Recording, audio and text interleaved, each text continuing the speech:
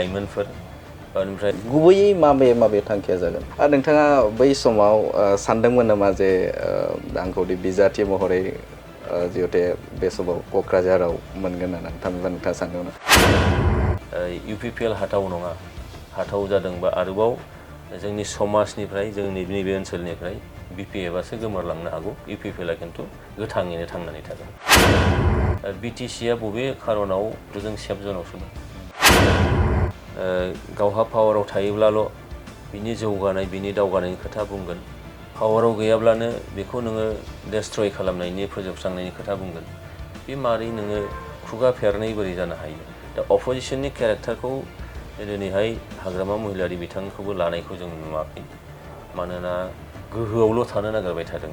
दिनै सरकार फैगोन, गाबोन सरकार फैगोन। आरो नों सरकाराव थालायनाङाना, जोङो अपोजिशनाव थानानैबो खामानिफोरखौ मावनो हायो। हाग्रामा महिलारिनि जिखिनि लिगेसि थानांगौमोन, बे लिगेसिया दिनै बिथांमोना हयथ' गोमानायनि माबायाव थांदों। बिटिआर सुक्ति जानाय लोगो लोगोनो गोदान सुक्तिखौसो रायखांगोन। जेरै BSc सुक्ति खालामनानै BScखौ BTC सुक्ति खालामनायनि उनाव रावबो रायखांनो लुबैया। बेयाव हयथ' सिगांनि लिडारफोरनियाव लिगेसि मेटारानो निस्सय फैदोंमोन खोमा। नोंथांमोननि चिराङा दा नैबे मेट्रिक आनजादाव जिहेतु सेथि मासिसा चिरांबासि जानानै खुलुमबाय। बड'लेण्ड बुब्लि स्टुडिअ'आव गासैखौबो नैबे समाव बरायनो लाबाय। गुबुन गुबुन आयदाखौ लानानै नोंथांमोननि गेजेराव राजखान्थियारि जे बिथिं आरो समाजारि बिथिं गोबां आयदाफोरखौ लानानै नोंथांमोननि गेजेराव बड'लेण्ड बुब्लिया मोगा-मोगि आयदा जों लाबोबाय थादों। गुबुन गुबुन दैदेनगिरिफोरखौ लाबोनानै बे समाव मोगा-मोगि आयदा, बे आयदाखौ नोंथांमोननि गेजेराव बड'लेण्ड बुब्लिया होबाय थादों। दिनैबो जोङो मोगा-मोगि आयदा नोंथांमोननि गेजेराव बड'लेण्ड बुब्लिया लाबोदों आरो जोंजों लेंहर जानाय आलासि बिथाङानो जादों 1 नं क'क्राझार लकसभा बियाबनि NDAनि बिजाथि मानगोनां जयन्त बसुमतारी। जों बिथांखौ जों मोननो हादों। बिथांनिफ्राय जोङो मोनथिनो थाखाय नाजागोन जे बे समाव NDAनि जे बिसायख'थि फोसावदिङा माबायदि जाबाय दं, माबायदि सोलिबाय थादों, रायजोफोरनिफ्राय रेसपन्सआ माबायदि मोनदों, बिथांनिफ्राय जोङो मोनथिगोन आरो नोंथांमोननो मिथिहोनो थाखाय नाजागोन। गिबियाव नोंथांखौ बड'लेण्ड बुब्लि जानानै बरायनो लाबाय। खुलुमबाय। जिहेतु फैगौ बिसायख'थिया जानो थांगासिनो दङ, माबायदि सोलिबाय दं दा फोसावदिङा? बिजाथि फोसावजाखांनायनि उनाव थांनाय 22 मार्चनिफ्राय दिनैसिम गैयाब्लाबो 120थासो थावनियाव आङो जोंनि UPPLनि AGP BJPनि मावथि कार्यकर्ता आरो जोंखौ मोजां मोनग्रा रायजो राजाफोरनिजों मोनसे लोगो हमज्लायनाय, सिनायज्लायनाय हाबाफारि लानाय जादों। आरो बे हाबाफारियाव नुनो मोनदों जे रायजो राजाफ्रा गाव गोसो जानानै गोबां बे मेलफ्राव नुजाफैदों आरो नुजाफैनानै बिथांमोननि फैबाय थानाय समाव NDAनि फारसे भट होनायनि थाखाय बिथांमोनहा मोनसे गोजोरै गान्थिखादों। मानोना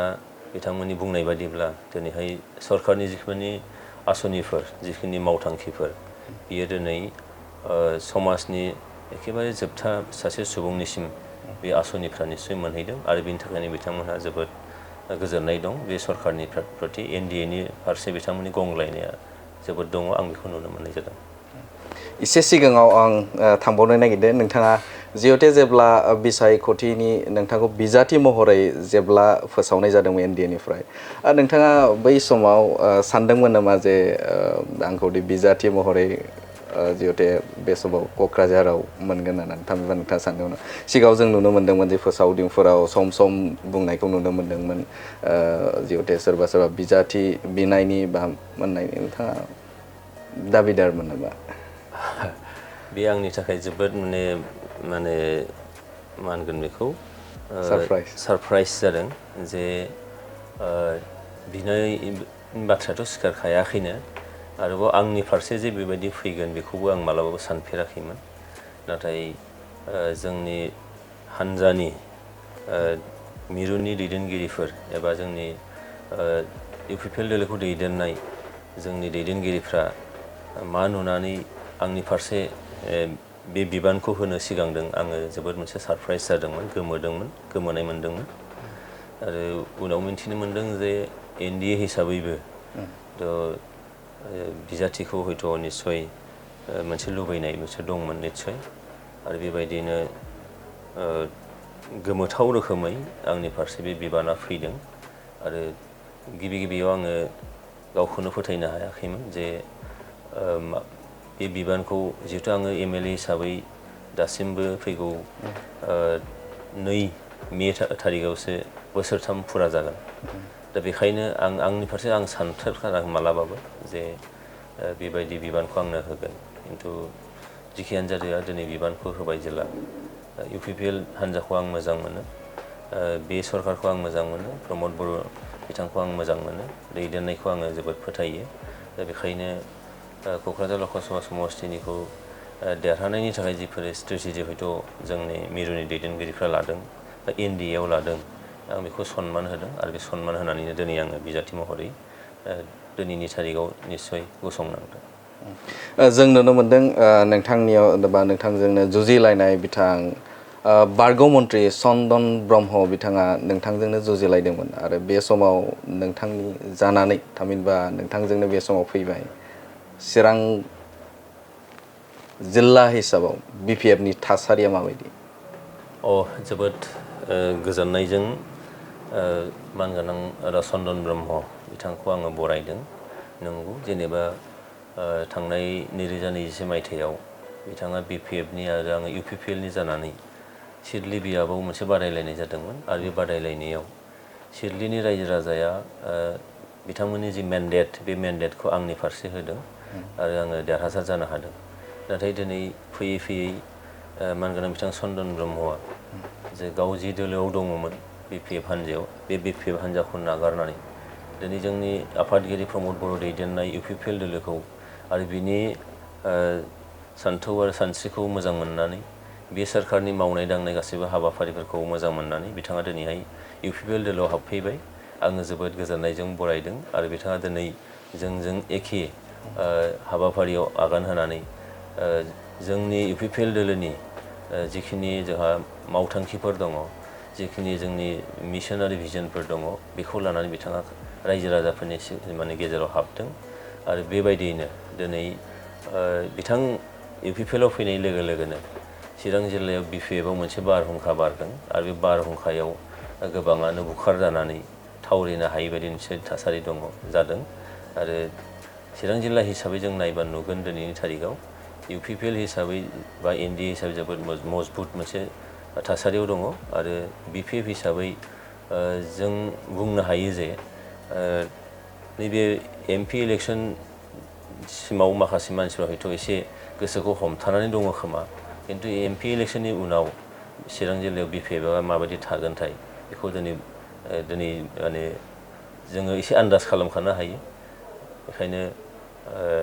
UPPL नि जिखिनि जोंनि जे स्टेटास बे स्टेटासा जोबोद मजबुत अबस्थायाव दिनै थारिखआव दङ नोंथाङा बुंदों 190निबो गोजौआव बिसायख'थि फोसावदिङाव नोंथाङा बाहागो लायबाय थामहिनबा नोंथाङा पार्टिसिपेट खालामदों बै समाव रायजो राजाफोरनि मोखाङा माबायदि UPPL नि सायाव माबायदि नोंथाङा बिथांमोनखौ मोननो हादों आङो जोबोरैनो मिनि खुसि हालोदाव रायजो राजाफोरखौ नुदों मानोना थांनाय माखासे समफ्राव 2019 मायथाइयाव जेला MP इलेक्सन जादोंमोन बे समाव अबयसे आङो राजखान्थि हान्जायाव गैयामोन अब्लाबो जोङो जायगा जायगा थांनानै रायजो राजाफोरखौ खावलायहैदोंमोन बे समाव ओरैनो फैनांगौनि मुङाव माने मेलाव फैनाय बायदि मिटिङाव फैनाय बायदि बेखौ जोङो रायजो राजाफोरनि सेहेरायाव नुनो मोन्दोंमोन खिन्थु दिनैनि थारिखआव रायजो राजाफ्रा एकदम गोसो बोगदारै गोसो खुसियै रंजानाय गोसोजों बिथांमोनहा मेल मिटिंफ्राव बाहागो लादों आरो रायजो राजाफोरजों एसे सावरायलायोब्लानो नुनो मोनो जे बिथांमोना गोसो खुलिनानै बाथ्राफोरखौ बुङो सरकारनिफ्राय मोननाय आसनिफोर सरकारखौ बाख्नायो सरकारनिफ्राय मोननाय आसनिजों बिथांमोननि न'खर संसारा एसेब्लाबो मदद जादों बे बाथ्राखौ बिथांमोना माने बुंनो नागिरो आरो फैबाय थानाय समाव बे सरकारा जेरै जोंहा मिरुआव नरेन्द्र मदि बिथांनि दैदेननाय सरकार दं दिनैहाय आसामाव डक्टर हिमन्त बिश्व शर्मानि दैदेननाय सरकार आरो BTR आव प्रमद बर' दैदेननाय सरकार बे मोनथामबो सरकारा मोनथाम इन्जिन होननानै जों बुंनो हायो बे मोनथाम इन्जिना जिबायदि दिनैहाय रायजो राजाफोरनि जौगानायनि थाखाय नोगोरारिनि मोजांनि थाखाय जि खामानि मावबाय आरो बिसेसकरि जोंहा बिटिआर ओनसोलाव प्रमद बर' बिथाङा सरकार फैनाय लोगो लोगोनो थांनाय सरकाराव जिबादि नैबे ओनसोलाव गोजोन थासारिया गैयामोन, हारि माहारिनि गेजेराव फोथायलायनाय गैयामोन, जिउनि रैखाथि सम्पतिनि रैखाथि गैयामोन। दिनै बिथाङा सरकार दानाय लोगो लोगोनो बे गासिबो गैया जानानै दिनै जिउनि रैखाथि सम्पतिनि रैखाथि, जोंनि गेजेराव बिदा फंबाय सानलायनाय जिखिनि ट्रास्ट बिल्डिं, बे ट्रास्ट बिल्डिंआ दिनै जाफैबाय आरो एखे जायगायावनो थानानै एखे थावनियावनो थानानै जोङो दिनै खोथा बुंनो हानाय, सावरायनो हानाय थासारिया फैबाय। दा बेखायनो रायजो राजाफ्रा जोबोद मोनसे खुसि, जोबोद मोनसे रंजानाय हालोदाव दङ। दिनै एनडिएनि जिखिनि सरकार, बे सरकारखौ मदद होनो थाखाय निस्सय बिथांमोना माब्लाबाबो फावसिनाय नङा। नोंथांनिफ्राय आं मोनथिनो थाखाय आखायाव लागोन जिहेते जों नुनो मोन्दों सम सम थामहिनबा बे समाव बिपिएफ राजखान्थि हान्जा बा बेरेखा दोलोआ जे इउपिपिएल दोलोखौ बा बे इउपिपिएल राजखान्थि हान्जाखौ समाजनि थाखाय, रायजो राजानि थाखाय खामानि मावनो हायाखै। बेवहाय प्रमद बर'आ जौगाथायनि थाखाय खामानि मावनो हायाखै बिदि होननानै बिथांमोना फोसावदिं खालामनायखौ नुनो मोन्दों। थामहिनबा बाथ्राया बेसेबां सैथो? मोनसे बाथ्राखौ बुङोब्लानो बिनि फिननाया रोखायै ओंखारगोन। थांनाय समाव हाग्रामा महिलारि दैदेननाय बिपिएफनि जे सरकार, बे सरकारा काउन्सिल ओनसोलाव गावहानो आलादायै माखासे बिथांखिफोर बिथांमोनहा लानो हायाखै, मोनसेबो आसि खिन्थानो हाया बिथांमोनहा। दिनै खिन्थु प्रमद बर' दैदेननाय सरकारनि समाव नोंथांमोना नाय, माइनाव सोरां बिथांखि सेल्फ हेल्प ग्रुपनि थाखाय 75,000 रां होनायनि बाथ्रा, दा 25,000 माने होग्रोनाय जादों। बिनि उनाव नायदो नोङो गियान सोरां बिथांखि फरायसाफोरनो 5,000 स्कलारशिप होनाय, अनसाय बिथांखि फिसा फिसा माखासे बिजनेस खालामग्रा, मैगं फानग्रा, साहा गला होग्रा बिथांमोननो राङारि मदद होनाय, आइ अनसाय बिथांखि जोंनि गोरबोआव थानाय बिमाफोरनो जोङो दान मोनसेयाव 1,000 खरि 10 दाननि 10,000 होनायनि थाखाय जिखिनि हाबाफारि जोंनियाव दङ। पिग मिशन, माने हेन्डलुम मिशन, बेनिफ्राय नोङो सेरिकालचार मिशन, बे गासिबो मिशनफ्रा दिनै बिटिआर सरकारा काउन्सिल सरकारब्लाबो गावारि मोनसे बिथांखिफोर लानो हादों। आरो बिथांखिफोरनि गेजेरजों दिनैहाय अनसाय बिथांखियाव नोङो 27,000 सुबुंनो मदद होनो हाबाय, 5,000 खरि। गियान सोरां बिथांखियाव 27,000 सुबुंफोरनो दिनैहाय, फरायसाफोरनो दिनैहाय अनसुंथाइ होनो हाबाय बा स्कलारशिप होनो हाबाय। दा बेबायदिनो माइनाव सोरां बिथांखियाव दिनै 9,865 सेल्फ हेल्प ग्रुपनो दिनैहाय 25,000 खरि दिनैहाय माने गिबि खोन्दोनि अनसुंथाइ दिनै हरनो हाबाय। दा बेखिनि गेजेराव दिनै रायजो राजाफ्रा जोबोद मोनसे गोजोननाय मोन्दों बे सरकारनि समाव। बे सरकारा दिनैहाय इउपिपिएल सरकारा, प्रमद बर' दैदेननाय सरकारा दिनै गावहानो जिखिनि जोंनि फान्ड दं जोंहा, बिनि थाखाय जोङो बे सुजुगखौ रायजो राजाफोरनो होनो हादों। आरोबाव मोनसे मोजां खामानिया जाबावबाय बे सरकारनि समाव, सुपार 50, बड'फा सुपार 50। दिनै रिजाल्टआ ओंखारबाय, नोंथांमोना ससियेल मिडियायाव मोनबाय जानो हागौ जे 50 जन फरायसाफोर जायफोर इन्जिनियारिंआव गोसो, बिथांमोना सेकेन्ड जि बेच, बे सेकेन्ड बेचआव 50नि गेजेराव 44 फरायसाया जि मेइन्सखौ दिनै क्लियार खालामबाय। आरो बेयाव इउपिएससिनि थाखाय 50 जन, एपिएससिनि थाखाय 50 सा फरायसाफोर, बेनिफ्राय फरायसा नङा, लाइमोनफोर, लेखा गोरों लाइमोनफोर, मेधाबि लाइमोनफोर, ओमफ्राय 50 सा फरायसाफोरखौ इन्जिनियारिंनि थाखाय कचिं होनाय, आरो 50 सा फरायसाफोरखौ दिनै मेडिकेलाव एडमिसन होनो थाखाय दिनैहाय एन्ट्रेन्स होनो थाखाय दिनैहाय कचिं होनाय। बे गासै 200 फरायसा एबा लाइमोनफोरखौ दिनैहाय कचिं होनाय, आरो बेजों जोंनि नैबे ओनसोलाव सुबुं सम्पद जौगाहोनायनि थाखाय जोबोर हाबाफारि, बे हाबाफारिया खिन्थु सिगांनि सरकारनि दिनाव जायाखैमोन। दा होमबा बबे मोखांजों बिथांमोना बुंनो नागिरो जे इउपिपिएल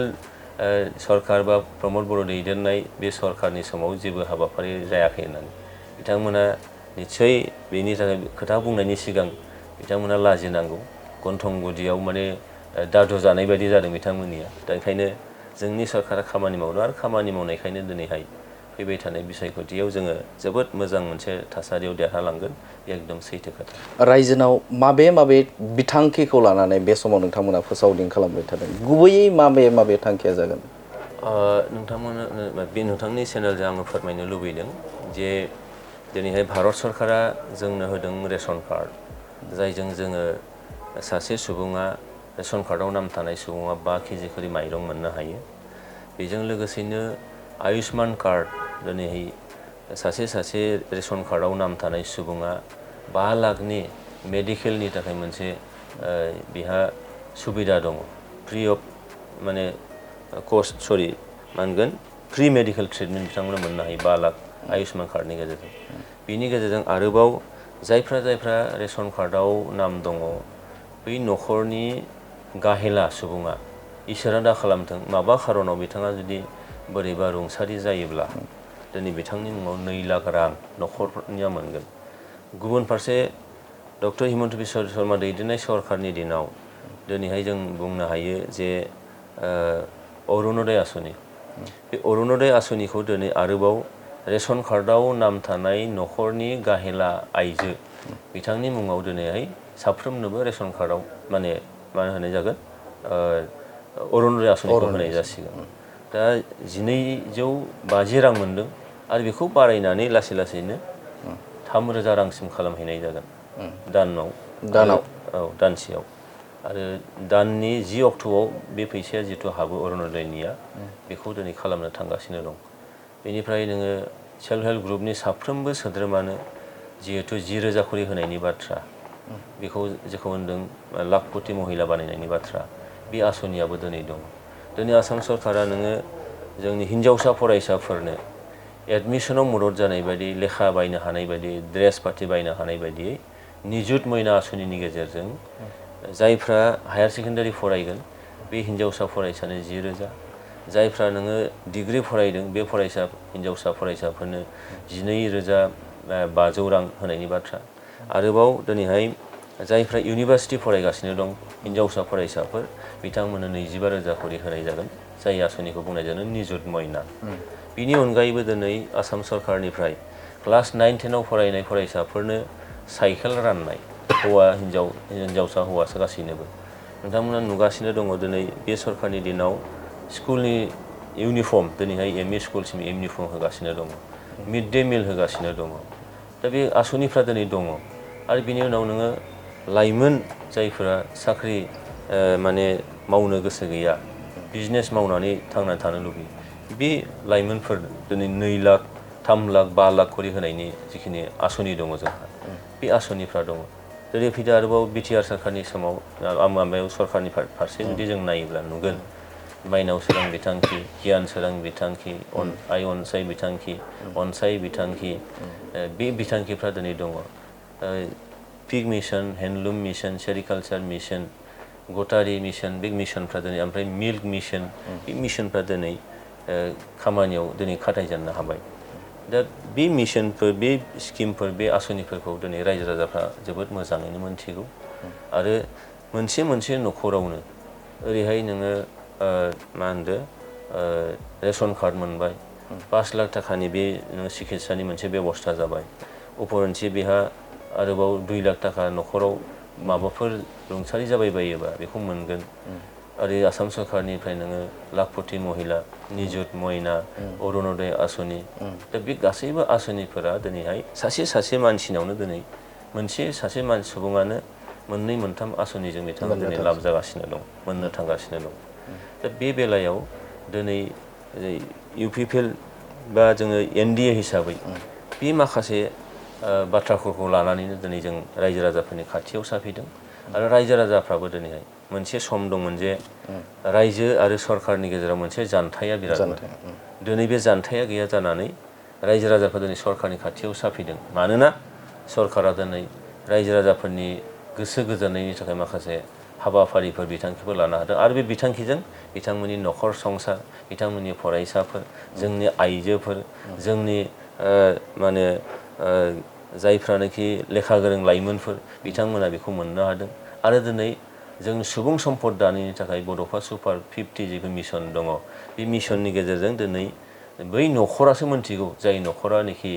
थाखा फैसा गैजाया गथ' गथायखौ फोरोंनो बिथांमोननि लाइमोन सेंग्रा सिख्लाफोरखौ माबा मोनसे मोजां पजिशनाव दोनहरनो बिथांमोना राहा मोनाखै दिनै सरकारा बे राहाखौ खालामना होदों बे राहा खालामखांनायनि उनाव दिनैहाय रायजो राजाफ्रा जोबोद गोजोननाय मोनदों आरो दिनै एनडिएखौ दिनै बिथांमोनहा बाख्नायदों आरो बेबायदिनो दिनैहाय एनडिएनि फारसे भट होनो थाखाय बिथांमोना सिगांबोदों आरो जोंबो रायजो राजाफोरनि खाथियाव बे इस्युफोरखौनो लानानै जों आवगायलांदों। नोंथांनिफ्राय मिन्थिनो थाखाय आखायाव लागोन जिहेतु बेरेखा दोला स्पेसियेलि जों जुदि बुङोब्ला बिटिआर ओनसोलाव बिपिएफ राजखान्थि हान्जाखौनो जों बुंनांगोन। दा बेवहाय बिथांमोना स्ल'गान खालामदों जे प्रमद बर' हाटआव बिटिसि बासाव होनानै बिथांमोना स्ल'गान खालामदों। प्रमद बर' हाटआव बिटिसिनि लाइमोनफोरनो साख्रिनिफ्राय लानानै थिकादारनिफ्राय लानानै गुबुन गुबुन बिथिङाव बिथांमोनखौ थिसनथाइ होनायनि थाखाय बे समाव बिटिसिखौ बासाय होनानै बाथ्रा बुंदों। मा बुंगोन थारैनो? बेयाव आं ओरै बुंगोन जे दिनैहाय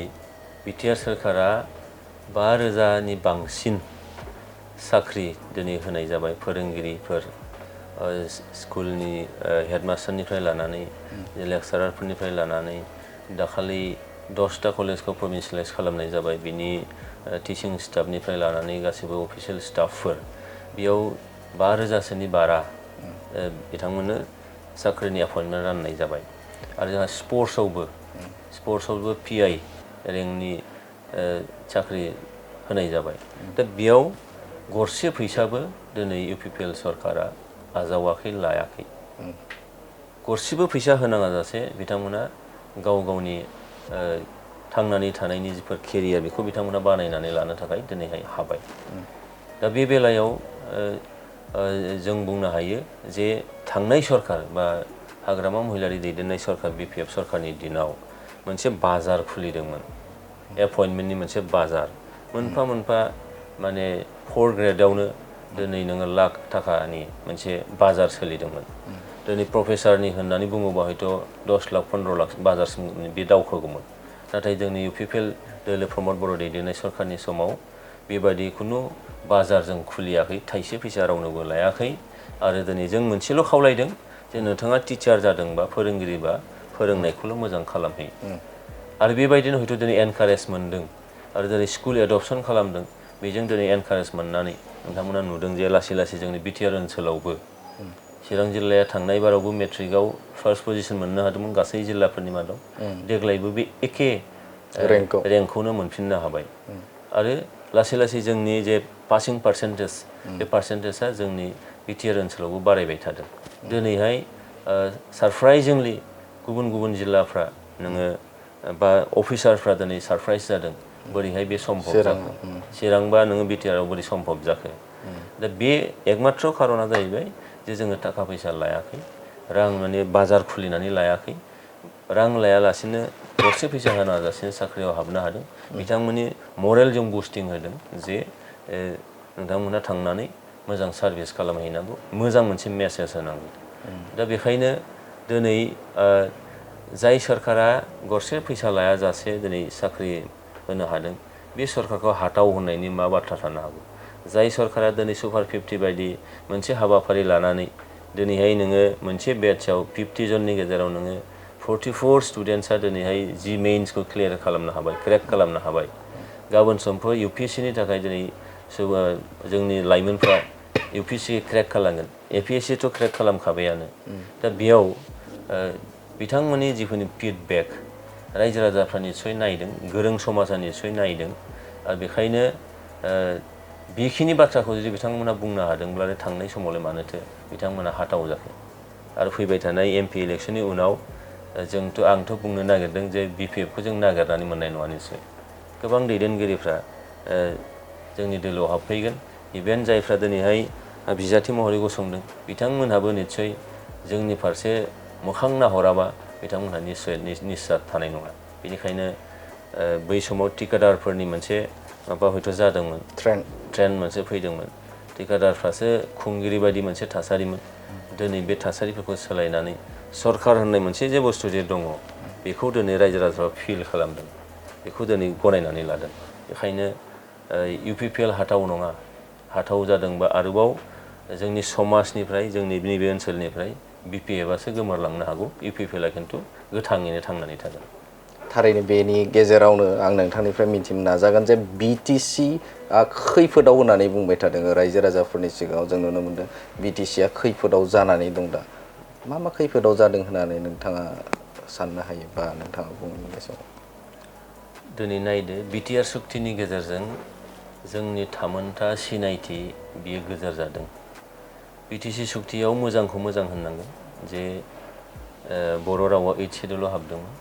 बिटिआर सुक्तियाव आरोबाव बेखौ गोजोर खालामनानै आसामनि लोगो सरकारि राव खालामनाय जाबाय। लोगो सरकारि राव जानाय लोगो लोगोनो जोङो दिनै एसेमब्लियाव बे रावा बाहायजाबाय। जोंहा मोनसे सेक्सन दङ, दा बे फुल सेक्सना बर' सेक्सना फुल खामानि मावगासिनो दङ। जोंनि एसेमब्लियाव फारफ्रोमबो बिथिङाव दिनै बेखौ बाहायबाय थादों। बे मोजां मोनसे निस्सय बेखौ जों गनायनांगोन। आरो बे सुक्तिनि गेजेरजों गोबां माखासे दफाफोर दं, जाय दफाफ्रा जोंनि हारि हिसाबै थांना थानायनि थाखाय निस्सय जोबोद मोजां मोनसे थासारि लाबोगोन। सिमाया बारायबाय निस्सय। बे सुक्तिनि गेजेरजों बिटिआरनि बायजोनि बर'फ्राबो दिनै काउन्सिल मोनसे मोननो हाबाय। राजनितिक भाबै जोङो मोनसे गोजोर थासारियाव दिनै दङ। दा बेखायनो बिटिसिया बबे खारनाव खैफोदाव दं आं मोनथियाखै। जे थांनाय समाव जोंनि ओनसोलाव बर'नि राजनिति दङमोन। बर'नि राजनिति थानायखायनो नोङो गामि दानख'नांगौ, बिटिसिखौ बातिल खालामनांगौ, बे बाथ्राफ्रा दिनै थांनाय समाव ओंखारदोंमोन। खिन्थु आथिखालाव बे बाथ्राखौ रावबो बुंनो नागिरलिया, रावबो खुगायाव लाबोलिया। दा होमबा बिटिसिया सिगाङाव डेन्जार जनाव दंमोन ना आथिखालाव दं? आथिखालावथ' जों सेफ जनावसो दं। मानोना दिनैहाय गासैबो रायजो राजाफ्रा दिनै बर' खालामनोबो रेडि नंलिया, जायफ्रा बर' खालामबोदों। बर'नि दैदेनगिरिफ्रा दिनै UPPL दोलोआव हाबफैदों, सोरबाया BJP दोलोआव थांदों। दिनै बर' खालामनो बिथांमोना रेडि नङा। दा होमबा थांनाय समाव बर' संगठना जोनोमा बोरै जायामोन बेखौ जुदि बिजिरनानै नायोबाथ' सिगांनि सरकारखौनो जों दिनैहाय बुंनो हायो। बिथांमोननि माबा मोनसे खुंथायाव गोरोन्थि जाबोदों, जायनि थाखायनो जाय दुलाराय बर' फरायसा आफादनि बड'फानि सोमावसारनाय, गोलाव सम सोमावसारनाय आरो बड'फानि उनावबो जायफोर दैदेनगिरि जाबोदों बिथांमोननि सोमावसारनाय समाव जोंजों थाफानाय हारि हारिसाफ्रा जेराव नोङो सोमावसारनायखौ मदद खालामदोंमोन, नाथाय बे एखे हारि हारिसायानो थांनाय 15 बोसोराव जोंनि उल्था जानानै बर' मोनसे संगठन बायदि खालामबाय। राजनितिक भाबै क'क्राझार लकसभा सिटखौ दिनैहाय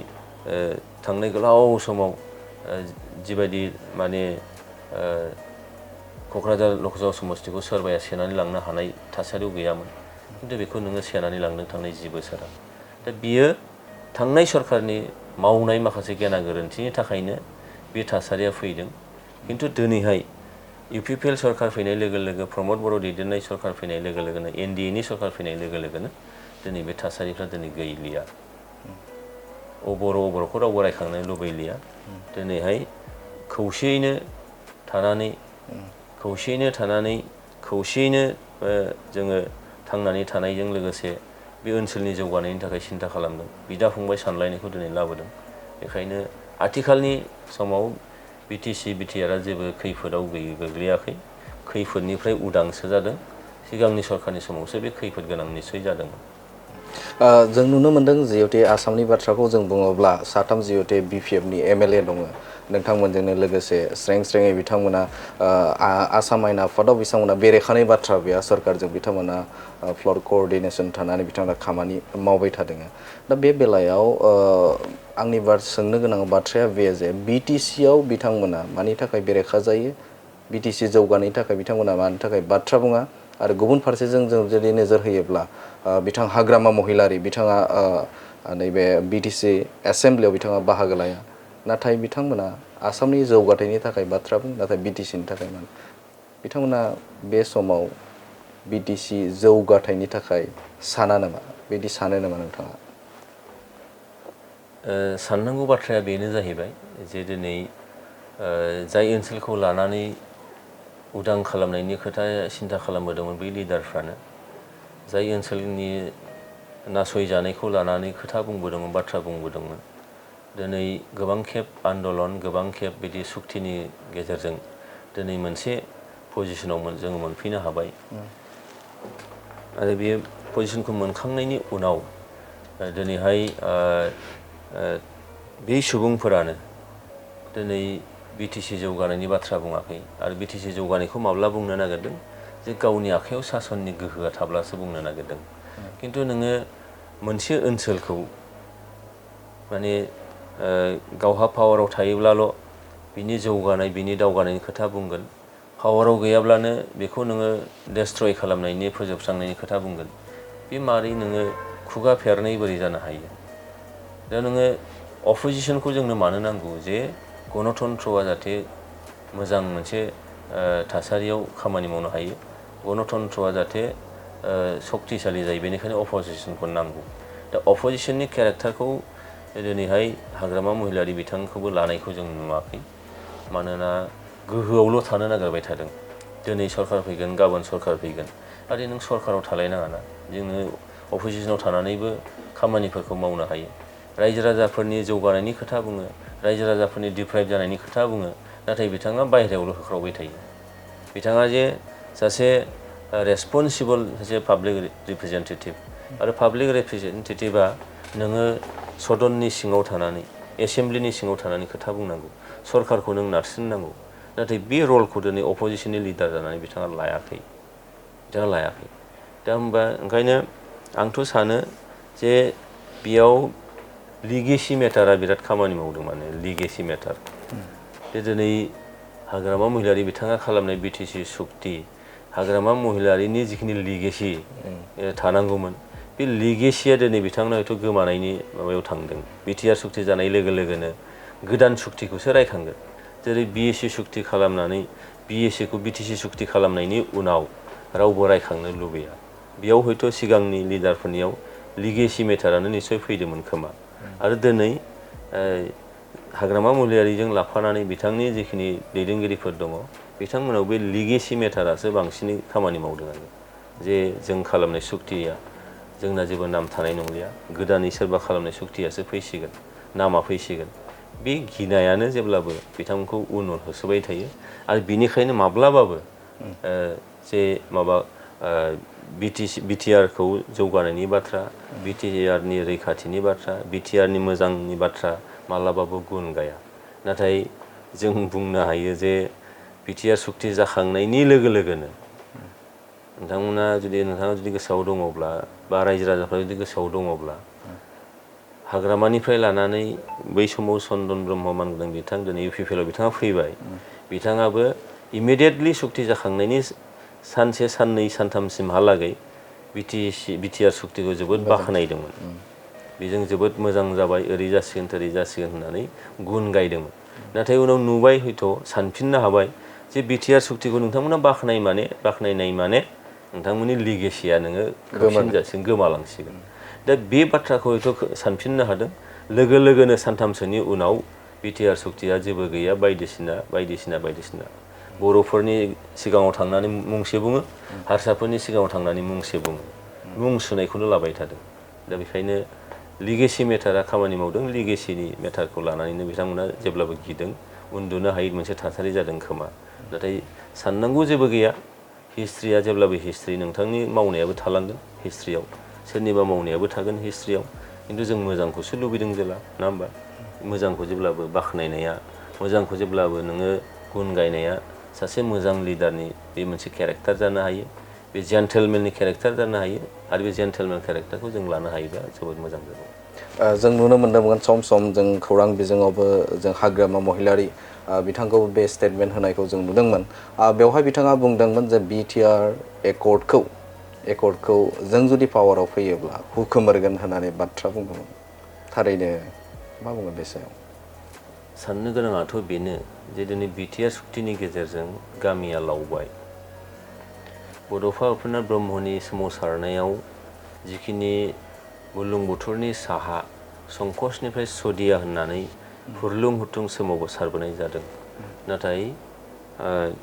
संकसनिफ्राय सदिया जों मोनाखै माजबादनि नोङो एसे सानजाहा नङा होमबा 5-2 जों मोननो हादों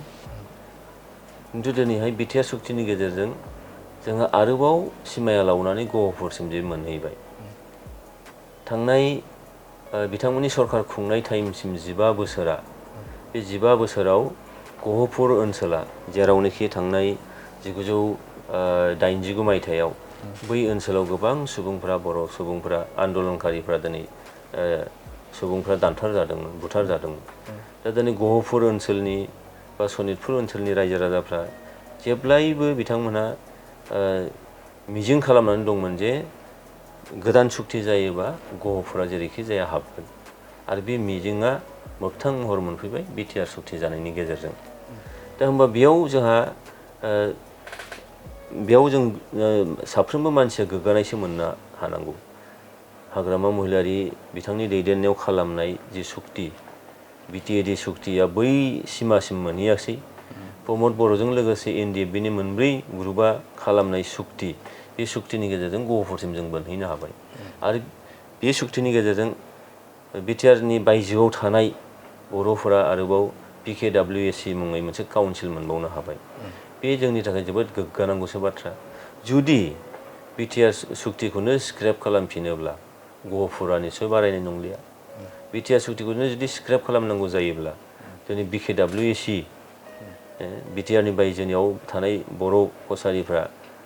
नोङो जे काउन्सिल मोननो हाबाय बेबो दिनै स्क्रेप जागोन निस्सय दिनै बे सुक्तिनि गेजेरजों बर' रावा नोङो आसामाव लोगो सरकारि राव हिसाबै गनाय जाबाय बेखौ सरकाराबो मानिबाय बेबो दिनै स्क्रेप जागोन बिदिबा होमबा जों गोहोखौ बारायनानै लागोन ना गोहोखौ खमायनानै लागोन जोङो गोहो बारायनायखौ मोजां मोनगोन ना गोहो खमायनायखौ जों मोजां मोनगोन दा बेखायनो आं दहायनो एसे सिगां बुंनाया जे लिगेसि मेटार बिटिआर होननाय लोगो लोगो नोंनि बिटिसि बा बिटिएडिनि बाथ्रा फैलिया सिमा लावहैगोन बिटिआर होननाय लोगो लोगोनो बिटिआर होननाय लोगो लोगो नोङो लोगो सरकारि राव फैगोन बर' रावा बिटिआर होननाय लोगो लोगोनो नोङो बिकेडब्लिउएसिनि बाथ्रा फैनोसै बेखायनो बे लिगेसि मेटारानो बिथांमोनखौ जेब्लाबो माने बुहुत जानानै होसोबाय थायो दा बेल' गुबुन जेबो नङा नोंथांनिफ्राय मिन्थिगोन जिहेतु बिटिआर गोजोन गोरोबथा बे जानानै थांबाय नोंथाङा देरहालांखांनायनि उनाव माबायदि थासारियाव थामहिनबा बेनि सायाव बाथ्रा बुंगोन गुबैयै पलिटिकेल मोनसे इसु दङ बे थांनाय बिटिसि सुक्तियावबो बेखौ दिनै मावफुंनो हानाय जायाखै आरो बिटिआर सुक्तिया बिटिसि सुक्तिखौ डाइल्युट खालामनाय नङा बेखौ एनहेन्स खालामनाय पावार एन्ड फांसनखौ आरो बिनि लेन्ड एरियाखौ बारायनानै लानाय बिनि थाखायसो बिटिआर सुक्ति दा बिटिसि बा बिटिएडि सुक्तियाव जायफोर दफाफोर जाय दफाफ्रा मोजाङैनो दंखायो बेखौ मावफुंनायनि थाखायसो बिटिआर सुक्ति दा बिटिएडि सुक्ति बा बिटिसि सुक्तियाव कार्बि आंलंनि बर'फोरखौ जोङो एसटि स्टेटासाव थिसननांगौ बे मोनसे बेयाव दङ आरो बे जिनिसा दासिमबो मावफुंजायाखै बेखौ निस्सय मावनायनि थाखाय निस्सय दिल्ली दरबाराव खामानि मावनांगौ निस्सय दङ बेखौ मावनाय जागोन बिनि उनाव बिटिआर सुक्तियाव मोनसे दफा दङ जे जोंनि दैमा दैसाफोरनि फारनैबो बोरिखौ प्रटेक्ट खालामनाय मानोना जों बयबो मिथिगौ क'क्राझार लकसभा समस्ति थामहिनबा बिटिआर ओनसोला जोंनि भुटान रायजो बा भुटान राष्ट्रनि आफाङाव दङ हिमालय हाजोमालानिफ्राय ओंखारबोनाय गोबां दैमा दैसाफोरा जोंनि नैबे बिटिआर ओनसोल बा क'क्राझार लकसभा समस्तिनि सिङाव गोबां गामिफोरखौ दिनै खुरखानानै बै गामिनि हा बां लाख लाख बिघा लाख लाख हेक्टर हाखौ दिनै बालाबारि खालामबाय आरो बेयाव थानाय रायजो राजाफ्रा दिनै सय सम्पति गोमाजानानै गोदाव सोराव बहाबा हादानाव बहाबा हाग्रायाव हाबहैनो बाध्य जाबाय जायफ्रा दिनै न'आ खाथियाव दङ दै रुगुङाव बिथांमोना दैज्लां सफैब्ला दिनै उन्दुनो ओंखारै मोनसे थासारि जायो दा बेखायनो बिटिआर सुक्तियाव मोनसे दफा दङ जे बे दैमा दैसानि फारनै बोरिखौ प्रटेकसन खालामनायनि खोथा दिनै बेखौ मावनाय जायाखै बेखौ इमिडियेट निस्सय खालामनांगोन बेनिफ्राय माखासे इन्सटिटिउसन्सफोर दङ जाय इन्सटिटिउसनफ्रा दिनै दासिमबो मावफुंनायनि लामाजों बेखौ मोगथां महराव जोङो होथ'नो हायाखै माखासेया जाबाय माखासे गोबां दंबावो दा बैफोर खामानिफोरखौ निस्सय मावनांगौ थागोन बेनिफ्राय जोंनि ओनसोलाव गोजोन थासारि गायसननाय आरो बेखौ गोजोर खालामनाय बे आरो बिदा फंबाय सानलायनाय जोंनि गेजेराव बेखौ नोङो जिखिनि ट्रास्ट बिल्डिं बेथ' जाबाय आरो बेखौ आरोबाव खाथिसिमाव लांनानै बोरैहाय जोङो बिटिआर ओनसोलखौबो बेयाव थानाय हारि हारिसाफ्रा आंनि होननानै बोरै सानलायनो हायो बै लेभेलसिम जोंहा खामानि मावनांगौ निस्सय दङ ओंखायनो देरहाखांनायनि उनाव बेफोर खामानिखौनो मावनांगौ दं होननानै आं सानो। जिहेतु जों BSc एकर्ड जाबाय, BTC जाबाय, दा BTR जाबाय, दा बे बिथिंखौ जों जुदि नायोब्ला नोजोर होयोब्ला मोनथाम एकर्डनि गेजेराव खिन्थु सावरायजानायनि बिसय जानोबा आयदा होनोब्ला BTR खौ बांसिन सावरायनायखौ नुनो मोनो। थारैनो बे गोरोबथाया बर' हारिनि थाखाय गोरोन्थि एकर्ड नङा, जायनि थाखायनो गोबां सुबुंफोरानो खायसे खायसे दैदेनगिरिफोरा बेखौ बुङो गोरोन्थि एकर्ड जानाय, बेनिखायनो सावरायजानायनि आयदा जादों। मा बुंगोन बे समाव? बेयाव बेनो जे लिगेसि मेटारानो फैबाय थादों जेब्लाबो। जायफ्रा सुक्ति खालामदोंमोन, सहि खालामदोंमोन, बे सहि खालामग्राफ्रा लिगेसि जि मेटार, बे मेटाराव बिथांमोना बे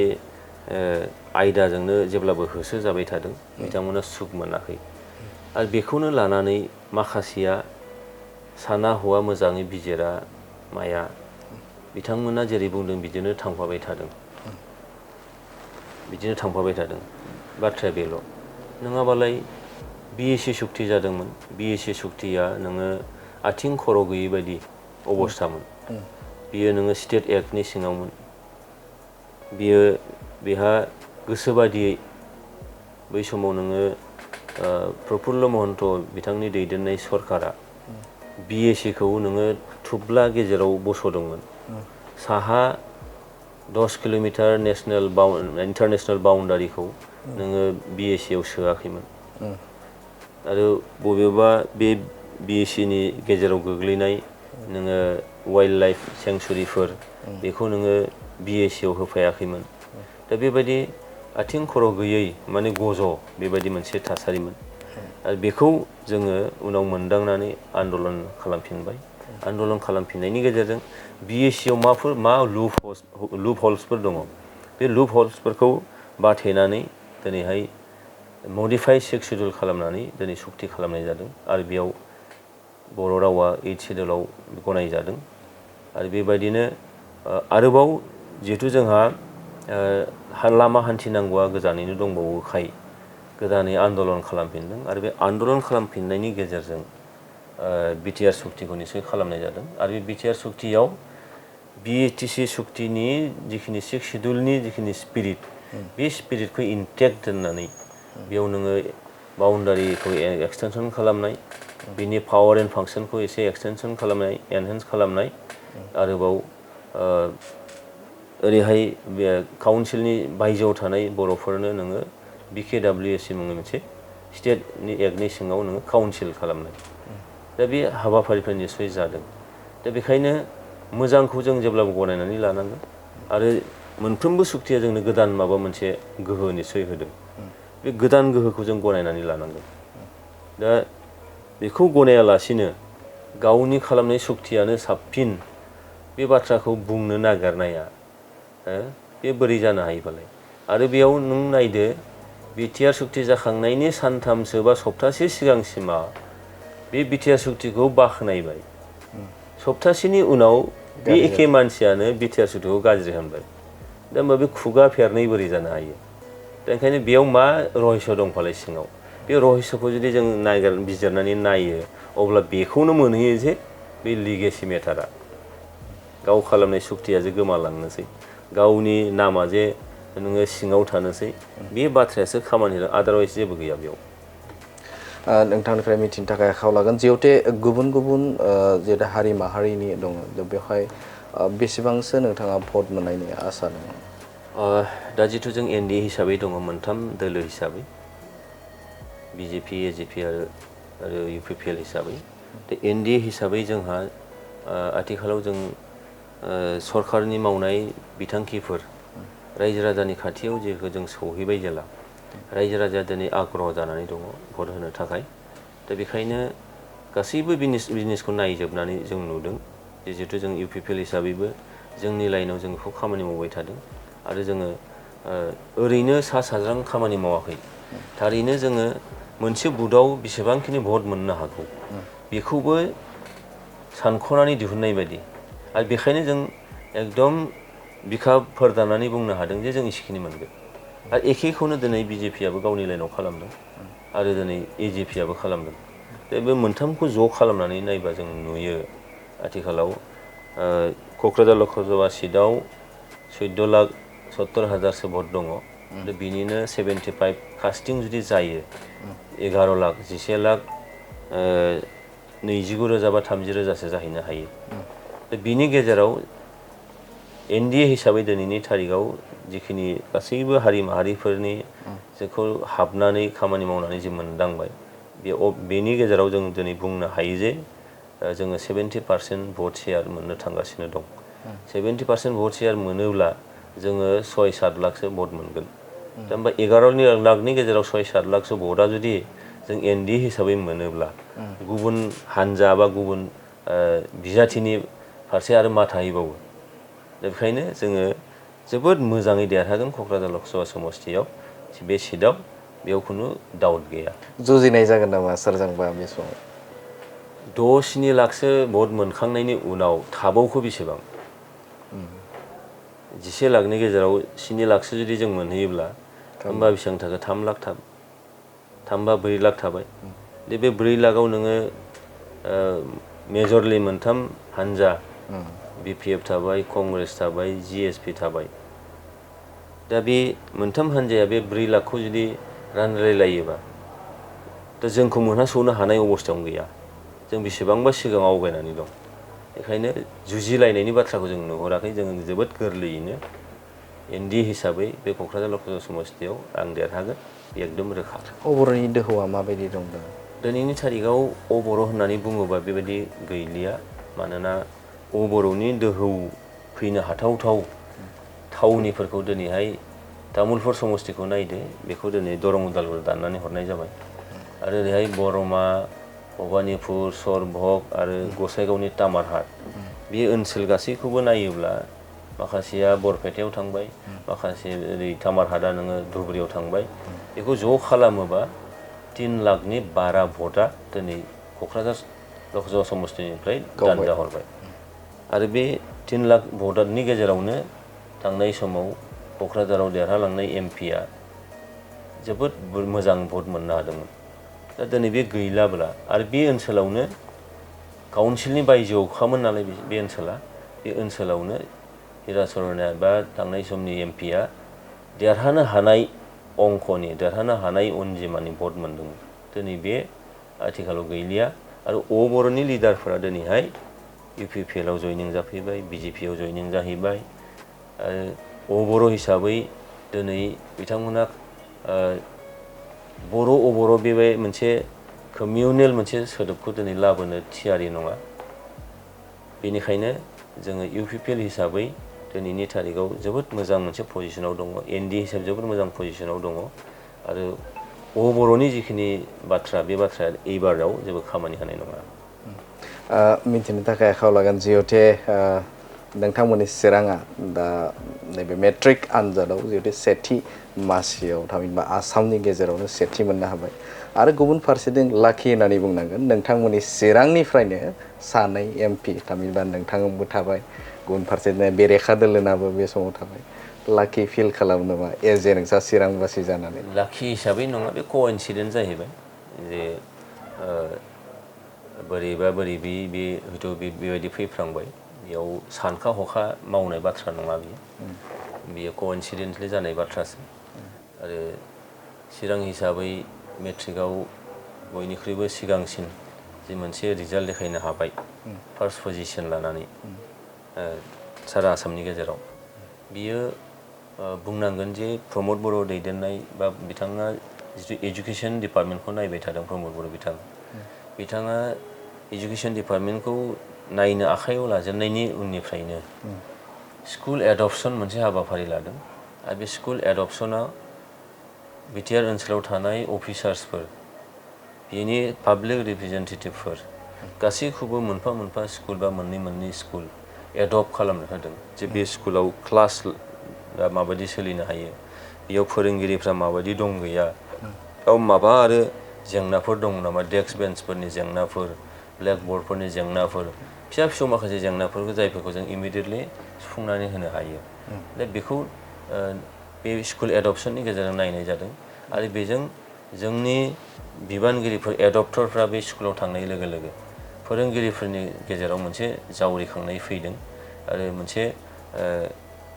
क्लास खालामनाय फरायसाफोरखौ फोरोंनाय जिखिनि बे फोरोंनाया जोबोद इमप्रुभ जाबोदों आरो बेबायदिनो माखासे फिसा फिसौ गेना गोरोन्थिफोर बियो सुफुं जाबोदों आरो बेबायदिनो दिनै सोलोंथाइ बिथिङाव चिराङा कनसिकिउटिभलि 2 टाइम्स नोङो फार्स्ट पजिशन लाखिनो हाबाय दा बे जोंनि थाखाय जोबोद गोग्गाथाव बाथ्रा नट अनलि चिरां बियो गासै नोङो बिटिआर ओनसोलनि थाखायनो गोग्गाथाव बाथ्रा मानोना बिटिआर ओनसोला थांनाय गोलाव समा संग्रामजों बारलांबाय आरो संग्रामजों बारलांनाय बे समखिनियाव जोङो माब्लाबाबो सारा आसामनि गेजेराव फार्स्ट पजिशन फैनो हायाखैमोन दिनै चिराङा एखे लेथारैनो खननै बोसोर मोननै टार्मसिम फैबाय दा बे जोंनि थाखाय बाख्नायथाव बाथ्रा दा बेखायनो जोंनि प्रमद बर' दैदेननाय सरकारनि समाव बिथांनि जिखिनि सामलायनाय डिपार्टमेन्टखौ बे सामलायनायाव दिनैहाय जोबोद मोजां मोनसे रिजाल्ट फैदों आरो उनावबो फैबावगोन बेखौ जोङो मिजिं खालामनो हायो बेखायनो नैबे चिराङाव गासिबो फैदों होननाय बाथ्रा बेखौ गुबुना जेबो माइन्ड खालामनांगौ खोथा गैया बे क'इन्सिडेन्टलि जानाय बाथ्रा बियो बेखायनो आं बे बेलायाव जेबो मन्तब्य होला आं बेखौ बुंबाय बे समाव बड'लेण्ड बुब्लिनि गेजेरजों रायजो राजाफोरखौ मा खालामो भटार्स रायजो राजाबो चिरां नैबे समाव 7 नं क'क्राझार लकसभानि जाखिनि भटार्सफोर दं मा बुंनो गोसो आङो बयखौबो आखाइ खबजबै खुलुमनानै खावलायदों जे जिहेथु दा गोजोन थासारि फैबाय जोंनि ओनसोलाव बे ओनसोलाव जोंहा बिदा फंबाय सानलायनाय निस्सय फैबाय फोथायज्लायनाया फैबाय बे जोंनि फोथायज्लायनाय जोंनि अनलायनाय बिदा फंबाय सानलायनाय बे जिनिसखौ लाखिनानैनो जाहाथे फ्रि एन्ड फेयार इलेक्सना जायो दा बिनि थाखाय आङो बयखौबो खावलायदों जाहाथे जों बयबो गोजोनैनो गावनि न'निफ्राय माने पलिं बुथसिम थांनानै जोङो भटखौ होनो हायो बेयाव खुनु दावराव दावसि जानायनि बाथ्रा गैया दिनै सरकारा बेखौ मालाबाबो लाइ होआ दा बेखायनो जोङो गाव गावनि मुल्यबान भटखौ जिथु जों गणतन्त्रनि देरसिन उत्सब होननानै बुङोब्ला नैबे इलेक्सनानो बे इलेक्सनखौ जे बैसागुखौ जों जेरै गाजा गोमजायै गोसो खुसियै जों फालियो गुबुन गुबुन फोरबोखौ जों जेरै फालियो नङा होमबा जोङो बर'दिनफोरखौ जों जेरै फालियो बेबायदिनो नैबे इलेक्सनखौबो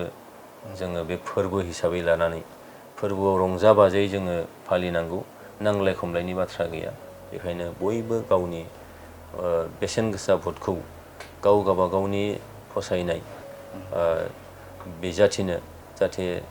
खुनु गेना गोरोन्थि गैयाजासे जाहाथे होनो हायो आरो बे थासारिखौ जाहाथे बयबो जाहाथे नोजोर होयो बेजों लोगोसे आङो प्रसासनखौबो खावलायगोन जाहाथे फ्रि एन्ड फेयार इलेक्सन खालामनायनि थाखाय जों जाहाथे बयबो नाजायो आरो बिदिनो इलेक्सनखौ बिसायख'थिखौ जों मोजाङैनो बारहोहरनो हायो बेखिनिखौनो खावलायनाय दोनबाय नंगौ बिथाङानो जादोंमोन 7 नं क'क्राझार लकसभा बियाबनि बिथां एनडिएनि बिजाथि जयन्त बसुमतारी बिथांनिफ्राय जोङो आथिखालनि जे राजखान्थियारि थासारि बिटिआर ओनसोलाव जे सोरखार खुंथायनि सायावबो बिथांनिफ्राय मोनथिनो मोनबाय आरो बिथाङा फैबाय थानाय समाव जे मा रायजोनि थाखाय सिबिथाय होगोन बेनि सायावबो बिथांनिफ्राय गोबां बाथ्राखौनो मोनथिनो मोनबाय आरो बेनि अनगायैबो बे समाव जे बिसायख'थिखौ माबायदि बा बिसायख'थियाव माबायदि बाहागो लानांगौ रायजो राजाफ्रा बेनि सायावबो बिथाङा रोखायनो बाथ्रा बुंदों गावनि जे बे समाव फैबाय थानाय जे बिसायख'थियाव जे रायजो राजाफ्रा माबायदि बाहागो लानांगोन बेनि सायावबो गोबां बाथ्राखौनो बुंनायखौ नोंथांमोननि गेजेराव बे समाव बिथाङा बुंफोरना होबाय बे समाव नोंथाङा जोंनो बड'लेण्ड बुब्लिनो नोंथांनि जे बेसेन गोसा समखौ एसे सम दिहुननानैब्लाबो जोंनो होनायनि थाखाय बे समाव नोंथांखौ साबायखर गोजोन्थों नोंथांखौबो साबायखर जासिबाय